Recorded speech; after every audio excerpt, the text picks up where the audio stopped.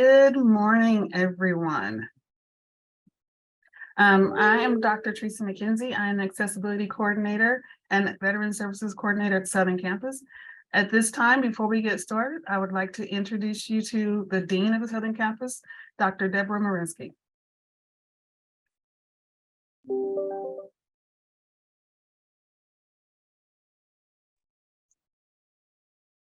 Can you guys see me and hear me? Yeah. Sorry, it's been so long since I've used Zoom. I'm usually using Teams. But anyway, good morning to everyone and welcome to Ohio University Southern's 2023 Envision Access Conference. My name is Debbie Marinsky and I'm the interim dean of Ohio University Southern, and I am really excited for today's presentations because our campus is dedicated to creating a supportive and affirming environment where diversity and accessibility are ensured for our students, our faculty, our staff, and our community. Our primary goal for the Envision Access Conference is to create a positive space for you to explore a variety of ways to support people with disabilities in our classrooms, our workplaces, and our community. We aim to create a network that fosters relationships between guidance counselors, intervention specialists, and higher education, accessibility, disability services, and to provide opportunities for participants to access and embrace the use of technology, to learn best practices related to students with disabilities, and develop community connections to increase educational attainment for students with disabilities. This year's sessions really focus on barriers to access and inclusion and make suggestions and establish strategies for creating more equity for people with disabilities in a variety of spaces.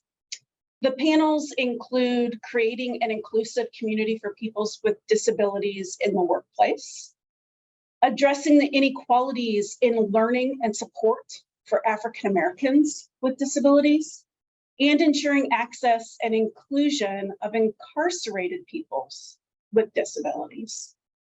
We're also fortunate to have a prolific writer, activist, and commentator providing the keynote speech later on this afternoon. So as you can see, there are many opportunities today for you to grow in your practice of promoting accessibility and inclusion at your institutions.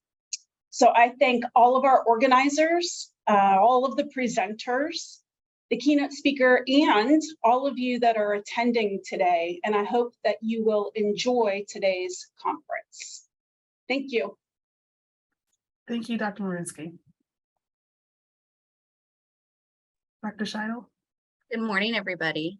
I'm so happy to see everybody's faces. I see some former students and I see current students. And so that's just warms my heart because this is such a great conference. And so I want to welcome everybody to session 1 of the 7th annual Envision Access Conference, Connecting the Dots to Community Employment. I'm Dr. Joy Scheidel, Social Work Associate Professor of Instruction and Field Liaison at Ohio University Southern, and I'll be your moderator for this session. If you're using captioning, please turn that on by clicking on the CC symbol. And if you're following the ASL interpreters, you may pin them at this time to keep on your screen. The interpreters today are Marlene Elliott and Cheyenne Atkins Grant. Your presenters this morning are Belinda Bockrath and Beth Barr. Belinda Bockrath is a respected leader in vocational rehabilitation services with an expertise in team building, adaptive training, and a unique service delivery. In 2022, she revamped capabilities management structure, ensuring individualized delivery service and training support to the staff with all experience levels. In 2023, Belinda transitioned into a service leader role within capabilities and supports our other district leaders within capabilities. Belinda is admired within capabilities for her innovative approach to employment and coaching services, her empathetic management style, her thoughtful approaches to training and customer service. Beth Barr is an innovative leader in vocational rehabilitation and adult rehabilitation services with an expertise in project management, marketing, and team building. She currently leads our South region, including our Cincinnati, Dayton, and Wheelersburg locations, our statewide driving service team, and company-wide project management system driving innovation for capabilities. Beth is admired by her team because of her attention to customer service quality, her supportive management style, and her creative problem-solving skills. The chat window is open for this session. If you have any questions, please feel free to type them in the chat window. We will pause a few times during the session to check the chat for questions. Before the session ends, I will add a link to the survey into the chat. Please take a few minutes to complete this form at the end of the session. Thank you for attending. Thank you, Joy. Are you ready for us to begin? All right. We're ready. Yeah. Belinda, are you able to share your screen with our presentation? All right. Good morning, everyone. As Joy said, I'm Beth, and Belinda is here with me. And today we want to talk about connecting the dots to community employment. So a little bit of background about capabilities. We started in 1997, so 26 years ago, and Capabilities was started to help people with different abilities have the chance to achieve their goals. After 26 years, we still feel the same way today to achieve our mission every day.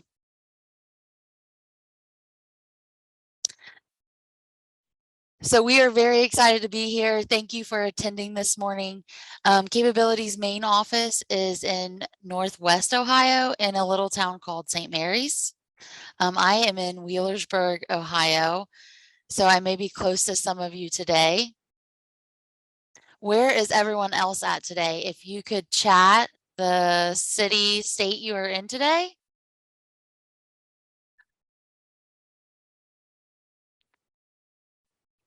Kent, Ohio, you're north. Oh, Ironton, we're close. Ashland, Columbus, Rio Grande. Oh, you live in Wheelersburg. Lancaster, Wilmington, North Carolina. Wow. How exciting. Ashland, New Concord, Zanesville. We just opened an office in Zanesville. I've been spending a lot of time there.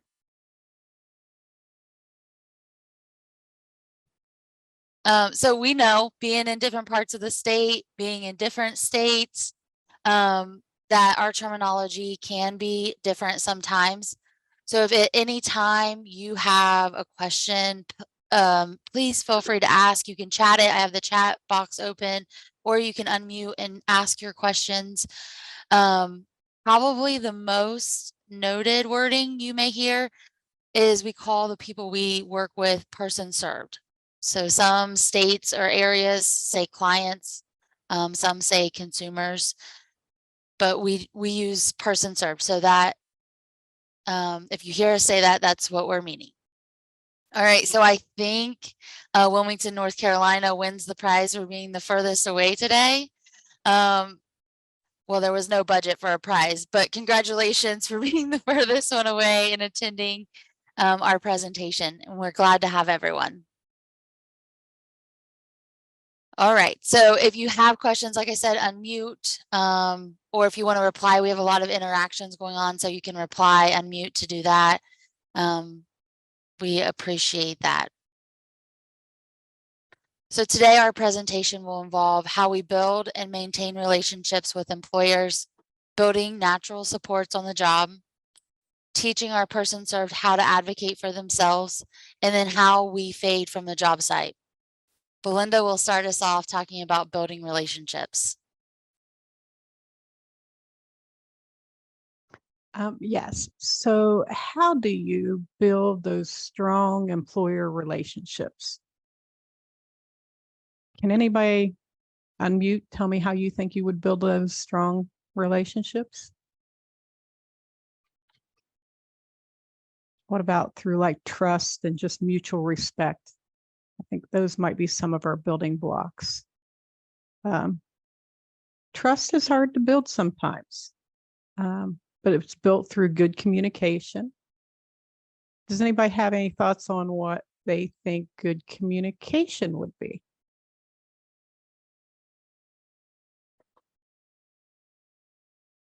What about acting and listening to conversations?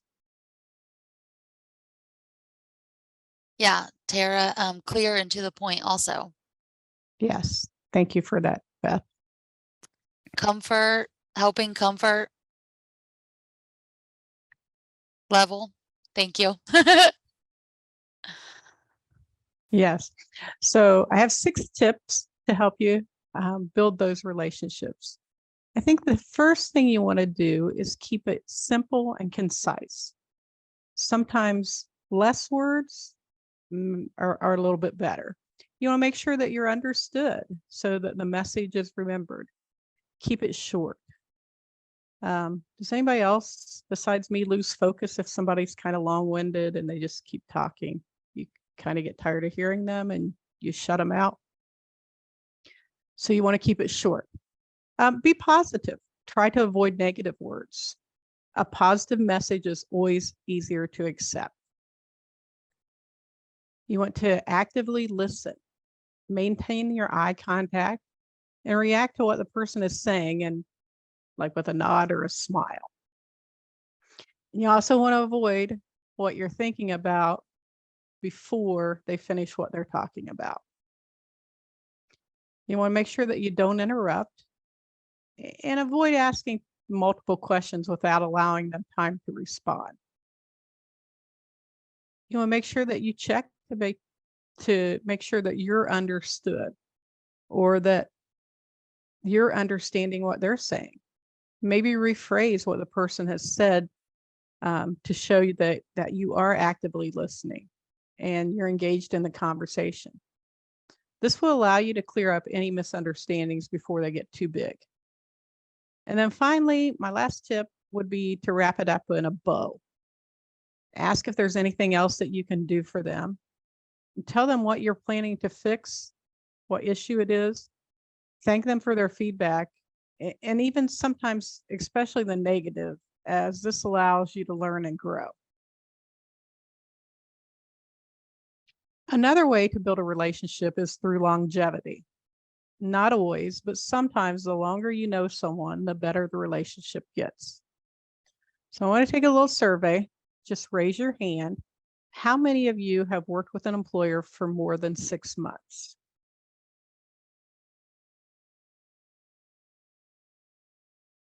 What about more than a year?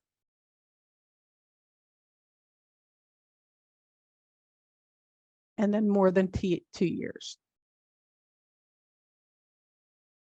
Thank you.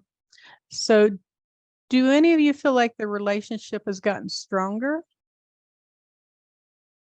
Wendy, tell me how you think it got stronger. I just think the more you work with somebody, the more you learn to trust, the more you learn to rely on one another. Your teams get stronger. Yeah, it's been good. Yes, I agree. I agree.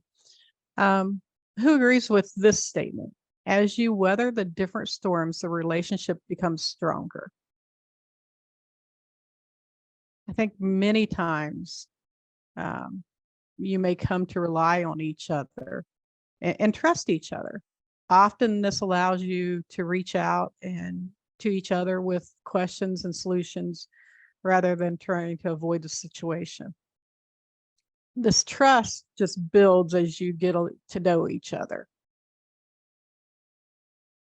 So how do you maintain those relationships? How do you think you would get started to have the longevity? Well, you got to build that trust, right? And some ideas to build that trust. Make sure that you check in with your employer often. Talk to them. Let them know that you're always available to answer questions or help solve a problem. You want to keep up to date with what you need, whether it's what they need, whether it's a staffing need or how to communicate with them the best. Knowing what they need is important. My staff knows that if they want to get a hold of me, the best way to get a hold of me is through email. Then as soon as something goes wrong, you want to solve that problem. If you can't solve that problem, then you want to find the person that can and make sure it is solved. Then you want to thank them. They are helping us, our person served and our community. Let them know that they are appreciated. If you have the resources, just send them a tray of cookies or a coffee or something small just to say thank you. So what makes a strong employer relationship? Well, with any relationship, if you're not getting anything out of it, then it won't last. So you want to make sure each party gets something out of it. It has to be mutually beneficial in order to be successful. So a little story about a relationship I built. At one point, we had an employer that I had a really good relationship with. He was right beside of us, and he would plow our parking lot. He plowed it all winter long for 4 dozen donuts. It's an electrical company. They had a skid loader, and his skid loader benefited me. And on the days that they were snowed in, the donuts were for his guys, and it boosted his employees' morale. They were happy to plow because they were getting donuts, and we really needed our parking lot plowed. Can anybody think of a mutually beneficial relationship that they've had or have now with an employer? It's a tough question, right?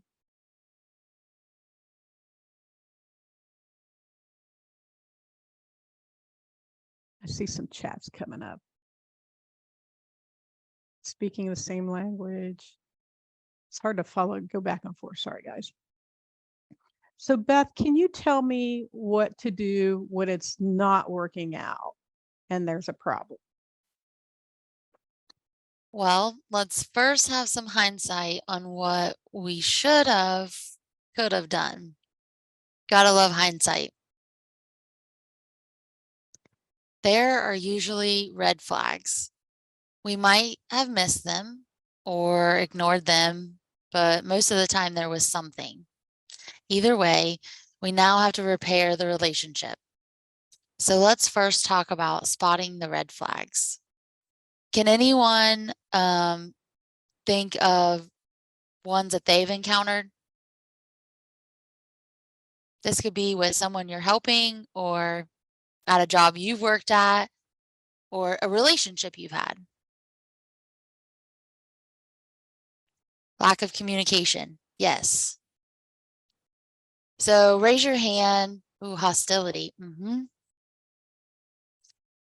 Raise your hand if you've ever been ghosted by an employer or someone you've had a relationship with.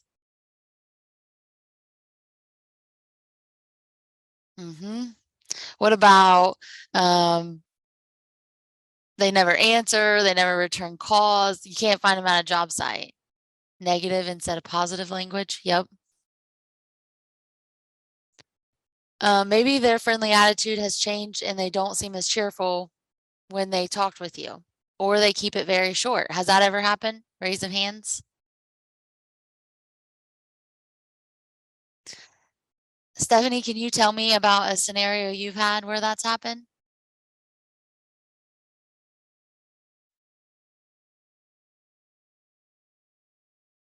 How about Tara?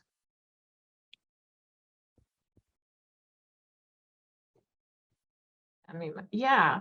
I actually had an executive director that I had worked for. The relationship started out okay in that first year. And then unfortunately, things started to go off the rails after that. And it was hard to find her. It was hard to get clear answers from her. It was hard to connect with her in any kind of meaningful way as we had done previously in that last year. Yes. So that can be, these red flags can make our work situation very uncomfortable. So these are just a couple of the red flags we want to notice so we can repair the relationship before it goes south. But in these scenarios, we missed all the red flags. So now what? First, we want to acknowledge that we missed these red flags, that red flags have happened. So even if it's another coworker or another vendor, whoever it may be, we want to acknowledge that this has happened. Accept responsibility and apologize for whatever has happened. Sometimes apologizing is the hardest and easiest thing to do. So I know everyone's on mute, but in where you are, say it with me. You don't have to unmute to do it, but I am sorry.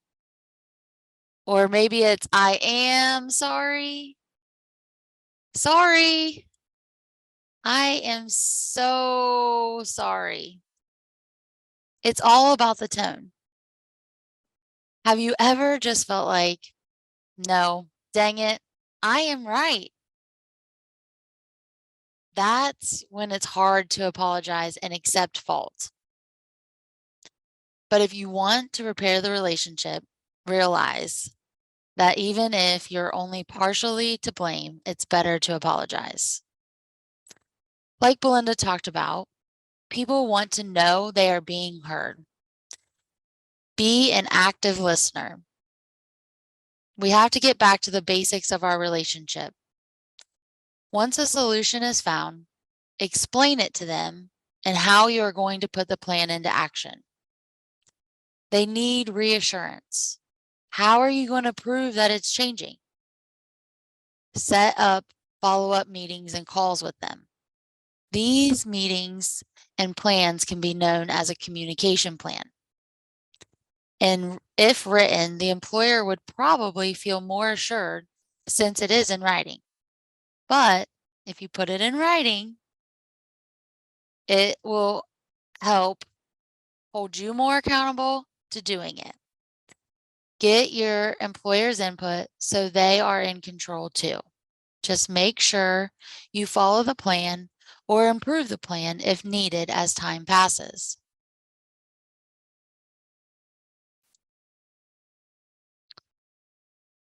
So let's do an exercise together. I need a volunteer to be a job developer. Is anyone willing to do this with me? You can come off mute and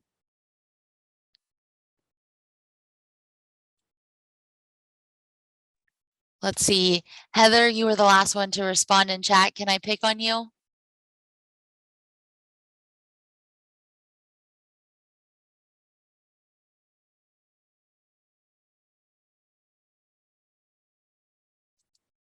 Everybody's so quiet this morning. They are so quiet. I'm not Heather, but you can pick on me. I'm Melody. Okay. Hi, Melody. Thank you for volunteering. Sure. Okay, so our scenario, you're a job developer. Okay. So a retail employer you've partnered with for several years has new management and they appear to be uninterested in maintaining the relationship. The new management has interviewed several of your candidates, but the interviews are extremely short and the employer doesn't communicate with you after and when you try to follow up. So how would you move forward with this employer? So immediately my thought is, who is this employer's supervisor? And I know that's not the best thought of me. So I'm not going to do that. That wouldn't be my first step. My first step would be to try and figure out where they're coming from and maybe even pick up the phone. Try a different mode of communication than I've tried before and see if that works first. So the last case scenario would be going to their supervisor. I really wouldn't want to do that. Okay. Any other thoughts from the audience here? Sure. I've actually worked retail for 16 years and been in this scenario several times. I mean, my first thought would just be to have direct communication with that employer. You know, are you interested in maintaining these relationships and kind of not put them on the spot, but open that door to find out what their real intentions are. Are you interested in our people? Do you want to maintain these relationships? What can we do to facilitate that for you or make that easier for you? I'm just communication is key for me in retail, and I don't want to leave anything, unturned. I'd rather just be direct, know what's going on. Yeah, absolutely. 100%. So both of those are great ways that you can move forward with this employer. Like Melody was saying, if they are the manager, maybe you don't go to their manager, but maybe setting up a meeting with them, take them to lunch, get coffee, have breakfast, get to know them as a person and what their role is as the manager since they've just stepped into a new role. Talk to them about how services can be improved. So kind of like Sarah said, are they still interested in this relationship? Maybe they don't like something that we're doing or that our people are doing, or there's better ways that we could support them as an employer. And then what are they looking for in employees? What are some specific characteristics or traits or experiences that they want their employees to have? I agree. I also, if I can add, I think that, it can also be intimidating for other people to be new. And so I always try to, in the management roles that I've been in, make people just feel comfortable, break ice a little bit to make people feel comfortable to share, their new expectations or the things that they want to do. Not everybody is open to, they're not, well, what am I trying to say? They're not comfortable being a new person or having new ideas and sharing those, and they may feel intimidated. So I always try to make people feel comfortable in that aspect. Absolutely. Yeah. So as a new manager, maybe they've never worked with someone who has a disability and they're just uncomfortable. So maybe it's just getting to know you and your agency and what you're doing so that you guys can successfully work together. The other thing as a job developer, we don't want to send anyone who doesn't meet an employer's standards without talking to that employer first. We don't want anybody to be caught off guard or not know what they're getting into. So, but you also want the employer to know that you are listening and trying to help them. Like Belinda was saying, it has to be mutually beneficial. So you want to know what their needs are. All right. Can I have another volunteer to do a different scenario? Still be a job developer.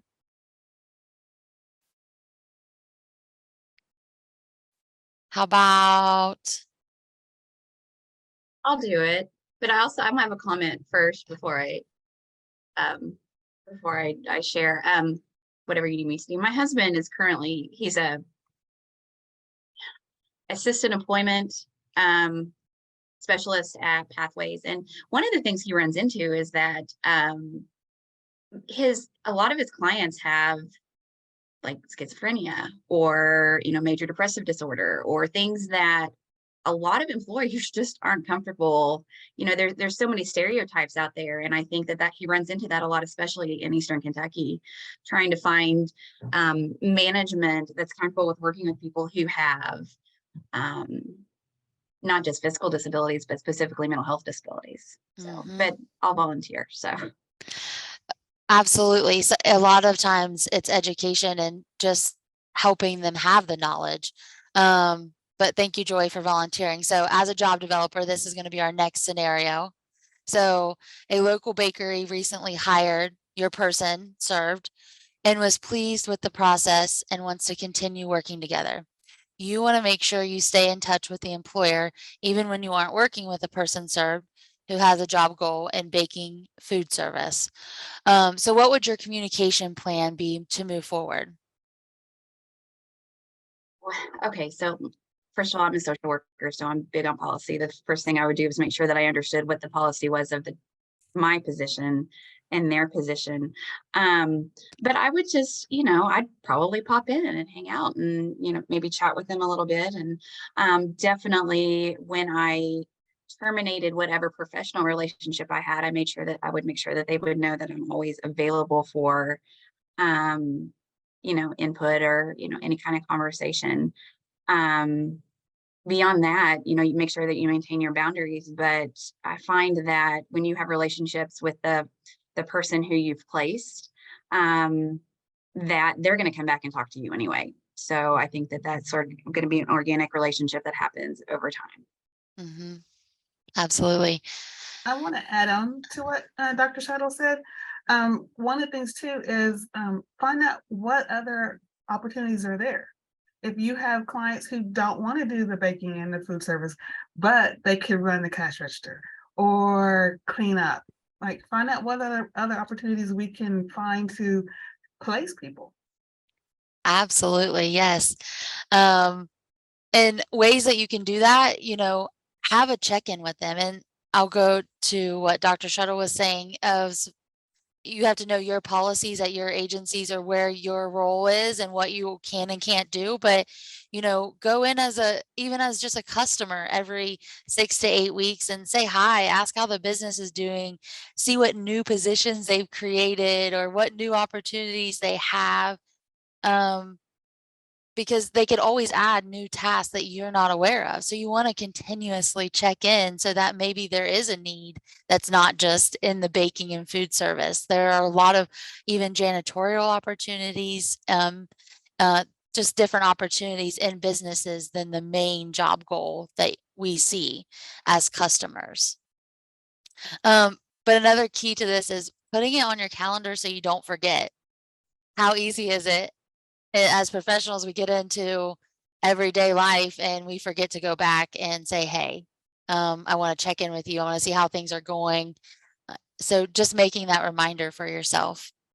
I do want to take a step backwards for 1 second and explain what a job developer is, because some people may not know what a job developer is on this call. So I want to explain that for real quick. So as a job developer, at Capabilities and other agencies, you can work with persons with disabilities and help them find jobs that is within their vocational goal. So it could be building resumes, building those relationships to make the perfect match of a job. And then it's continuing that relationship so that the person is successful and overcoming barriers that they may have in their job. So sometimes it's job carving because they can't do all the task of a job. But sometimes it's filling the role that the employer needs.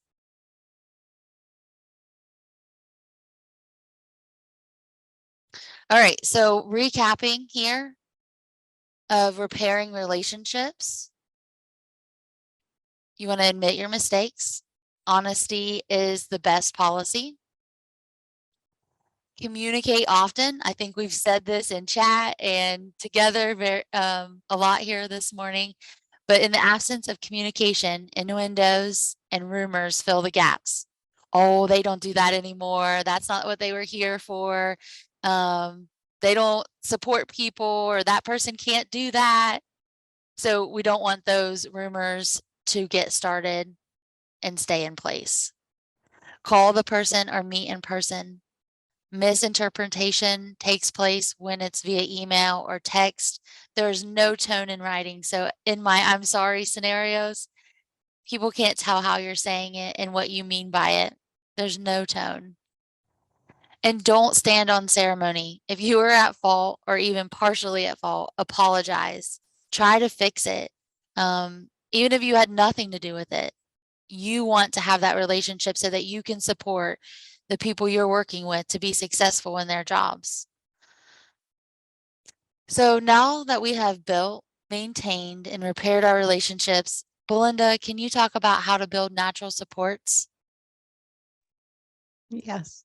Can you watch the chat for me too, Beth, and the hands, because I only have the one screen. So Yes, I will. Can anyone tell me what they think a natural support is?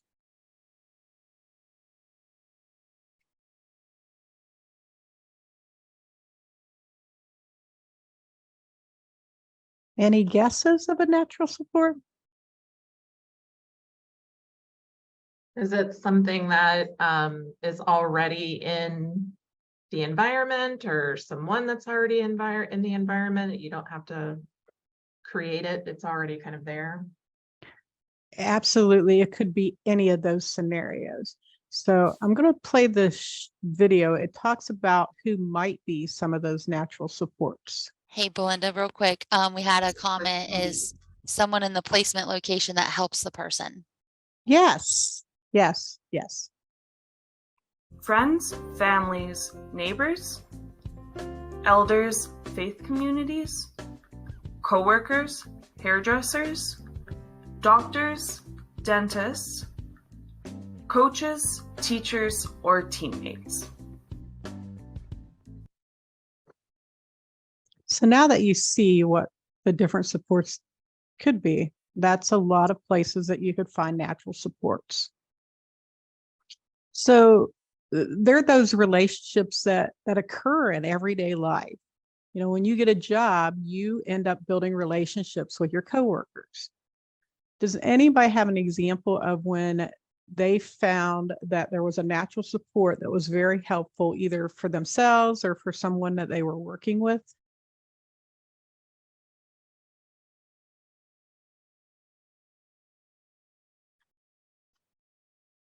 I'll go. Take this job, for example.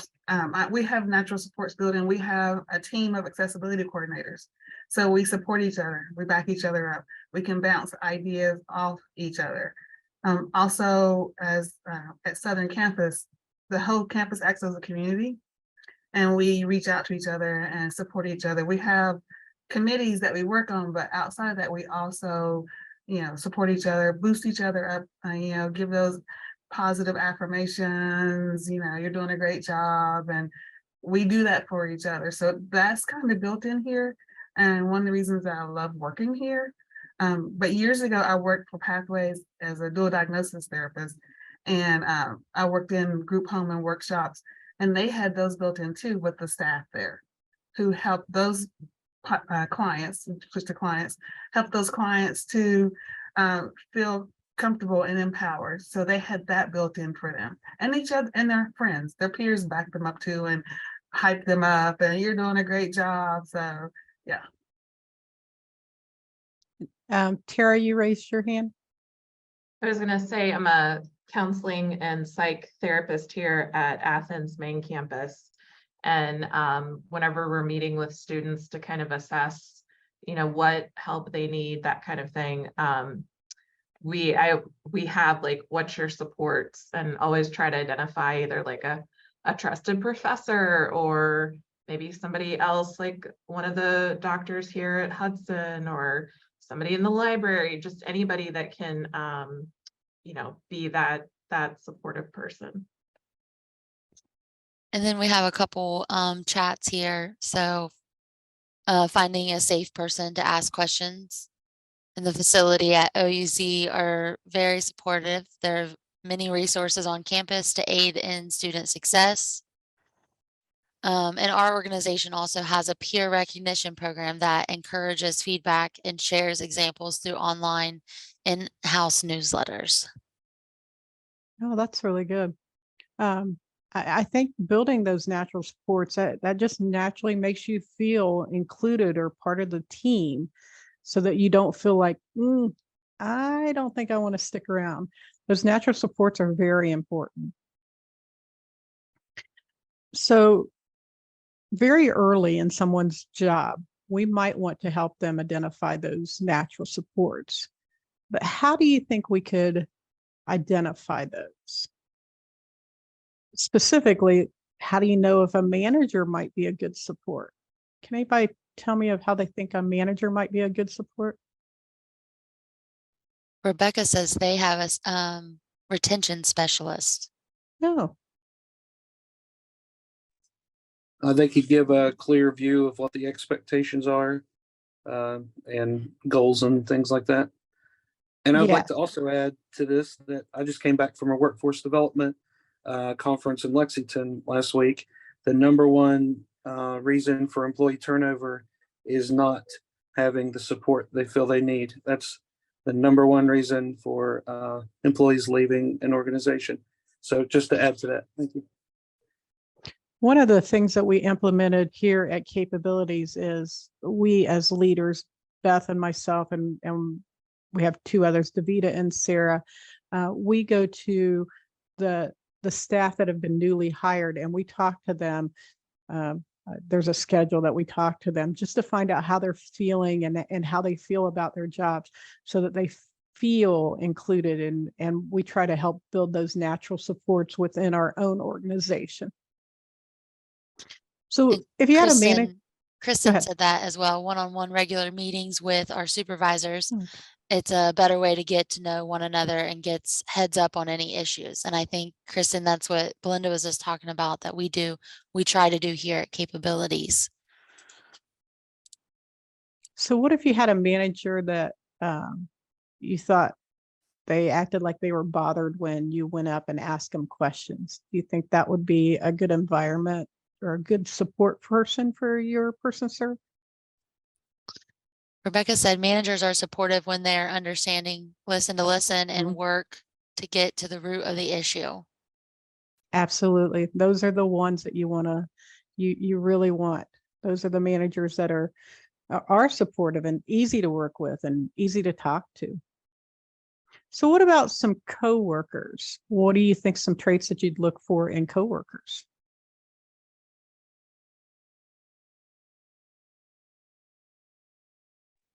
Collaborative. Yeah. Beth and I are coworkers, many miles apart, but we collaborate a lot together and bounce ideas off of each other. We have team oriented, willing to help, open to helping anytime. Yep. Yes. That's absolutely everything that we talk about too. You want somebody that is willing to help our person served, and if you see that it's not a good environment, it might not be the best environment for a person served anyhow, so it might not be the best job for them. Willing to just listen. Yep, that's very true. Sometimes I oversee staff, and sometimes they just want to come and vent, and I listen to them, ask them how I can help them. Sometimes it's, can you do this? Sometimes it's just needed to vent. And I think everybody needs that person. So once you find those people and you feel good about the natural supports, you ask yourself, why do you believe they would be a good support? Well, it's everything that we talked about. We talked about a good listener. We talked about they are there.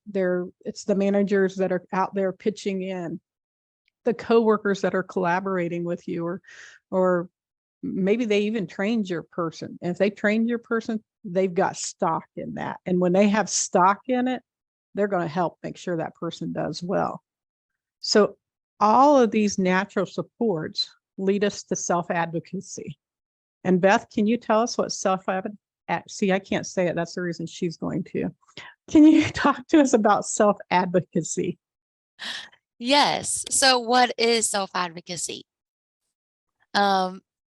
Self-advocacy is an individual's ability to effectively communicate, convey, negotiate, or assert his or her own interests, desires, needs, and rights. It involves making informed decisions and taking responsibilities for those decisions. And we do have a comment in here, a couple of ones that we missed from you, Belinda, just respectful, maintaining dignity of all people, which I think is huge. And then, yes, when a higher up is willing to help and not think they're beyond doing the small stuff, that is valuable. Absolutely. I think those things lead right into self-advocacy. Because as a person, if we feel respected and we have dignity, we're going to advocate for ourselves. So if whether I have a disability or not, if I feel that way, then I'm going to feel comfortable saying, I need this, this would help me. So how do we support self-advocacy? Like we've talked about, building those natural supports is a big step because that person or persons can be an advocate for them, can help with that self-advocacy process. They're in the trenches with them. They know what they're going through so they can help advocate for what their needs are. What are some common barriers a person served have that they need to communicate with an employer about? Can you guys give me any examples?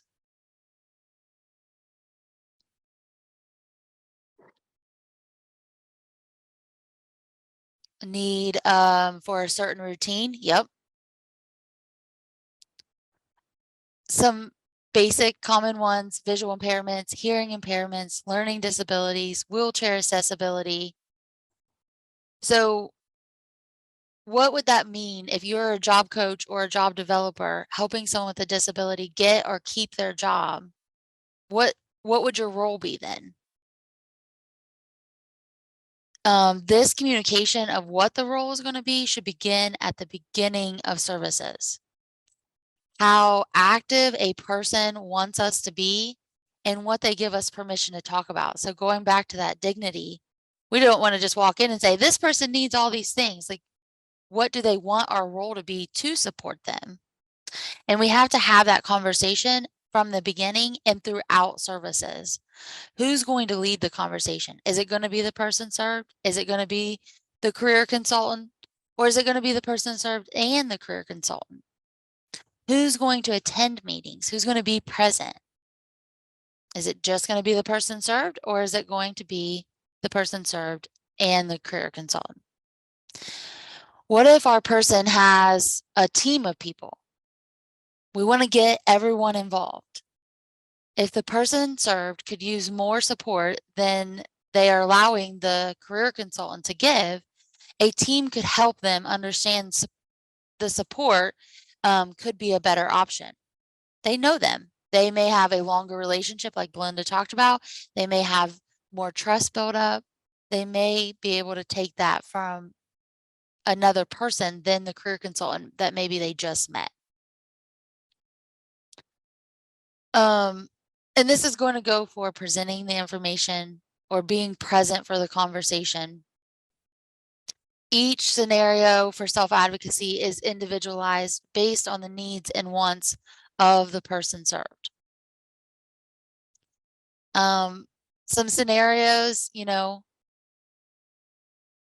yes, 100%. Rebecca and Sarah are talking about people working, the higher ups coming down. So Rebecca said we should never forget where we come from or we might get arrogant. Absolutely. So the person, some scenarios that I have for this though is the person served could go in, maybe they have a worksheet or a cheat sheet and they go in to talk to the manager. They have some notes to follow. Maybe that's the way we support them to self-advocate for themselves. Maybe the person served and the job developer go in. The person served talks and the JD is just there. The job developer is just there to step in when necessary. And another key to that would be you have a signal for when the person served wants you to step in so you don't step on their toes. The key is letting them self-advocate. And then another scenario could be the person served and the job developer go in. The job developer and the person served talk to the manager together. They decide ahead of time who's going to be saying what. And this is ideal if the person served needs help, but is able to be involved. Like I said, that's key. As much as they can be involved in their self-advocacy, that's what we want. And the last scenario could be that the job developer goes in and speaks to management for the person served. And sometimes we have people that's what they need. So how do we not overstep if we need to be involved? You want to identify all your barriers and solutions. Make sure you and the person served or their team are in agreement before moving forward. Practice what part of the conversation your person served wants to have and the conversation they can have the most naturally. If they are nervous, find something to be involved, for them to be involved with. Maybe they set the meeting up. Maybe they're introducing the job coach or job developer. They introduce the topic. Hi, manager, My coach Joe here is here to help me explain ways my job could be easier for me. Or even if you have to prompt them for gestures or signals or a single yes or no, they should be involved in the way that they can be. The key is to not overstep. Make sure your person served is doing the max of what they could do for themselves in that situation. Even if it's just a gesture or a single word response, make sure they are involved. So a few different ways tools that you can give someone. You can role play with them, go through the scenarios, play it out beforehand, go through worksheets that they can take with them, that they can take home and study, that they bring to the meeting with them, or even videos. YouTube is a wonderful thing, or even videotaping themselves so they can see how it looks and how it's going to feel when they get into the meeting. This can really help visual learners.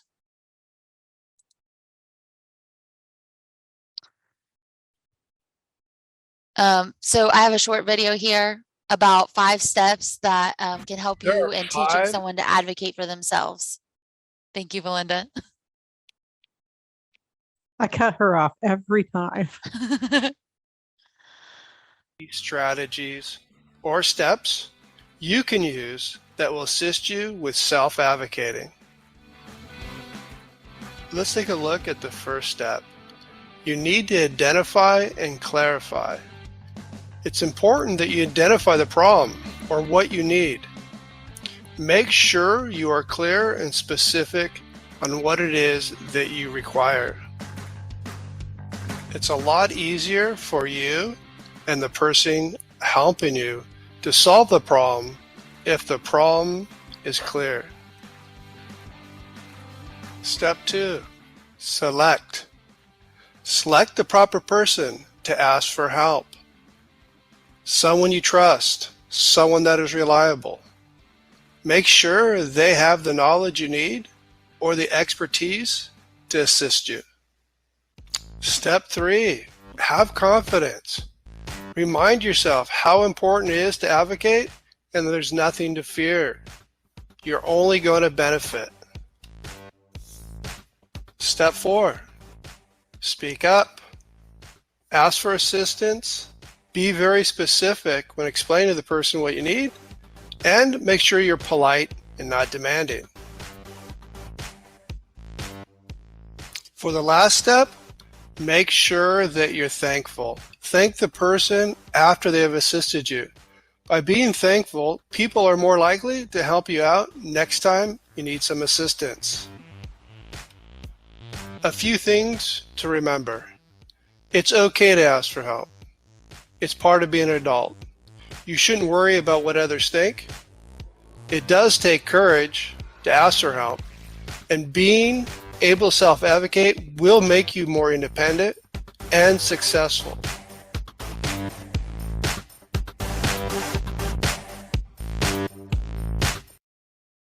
I do want to apologize that the captions weren't on that video. This next slide is just some examples of worksheets that you could give to a person served to help them self-advocate depending on the scenario that they're in. So next, and I know we're getting close on time, we want to talk about fading from the job site so they can be independent working in their job. Belinda, will you talk about that real quick? Sure. So fading is where we start removing from a job site. So I want to do you want to just a indicate little to bit here.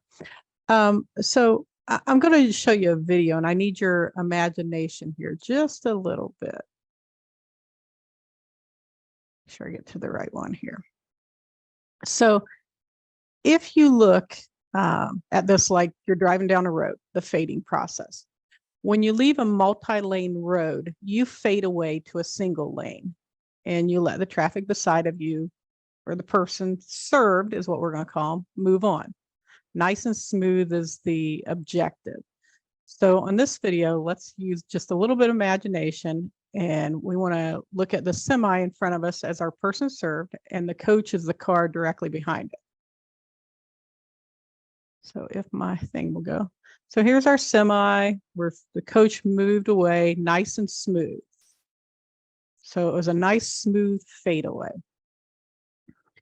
And no really anything. So keeping that whole traffic thought, if you do fade too quickly as a coach or without making sure that all is good, we end up with unhappy employer, unhappy person served. So in this scenario, the white car right here is our person served. And the tanker to the left, it's going to actually be this one, is the job coach leaving them alone. But our person served doesn't know the job fully. The job coach is leaving way too soon. So any guesses on what's going to happen? It gets very exciting at this part.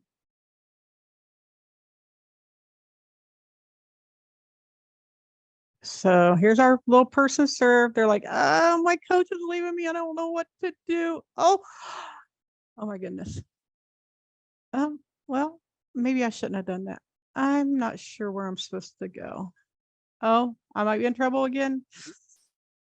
I need to go find my coach. Yep, it's chaos. The coach left too soon. There was immediate confusion. And you see our person served, they leave, not even knowing that they made or started this mess. Those are the situations that you can get into if you fade just a little bit too quickly. So we want to make sure that we don't fade too quickly. So perfect scenario, we need to fade strategically. And what do we mean by that? Well, if you look at this schedule, our person served schedules at the top, they work from 9 to 2. So as a coach, you want to fade from every part of their shift before saying they're ready to be on their own. Fade from the beginning, fade from the end, fade from the middle. And as you start to fade, you first start stepping back and then you start leaving the job site until every little part of their job, they've been able to be by themselves so that you can see that they can do that part of their job. They know what they're doing the whole shift. So just cliff notes, we want to build those relationships so that they're strong and we have mutual respect for each other. We want to help our natural supports, help build those natural supports for our person served. They need them so that they're happy and successful in their work life. We want to teach the people that we work with to self-advocate for themselves so that they get answers when needed. And finally, we want to fade strategically so that we don't cause a big wreck and our person served is successful. Does anybody have any questions for us? Beth and I would like to thank you very much for joining us. If you do have any questions, feel free to reach out to either of us. That number goes to both of us, and our extensions, mine's 2102. I'm not sure what hers is. 2210. So you can reach out to either of us or you can reach us by email.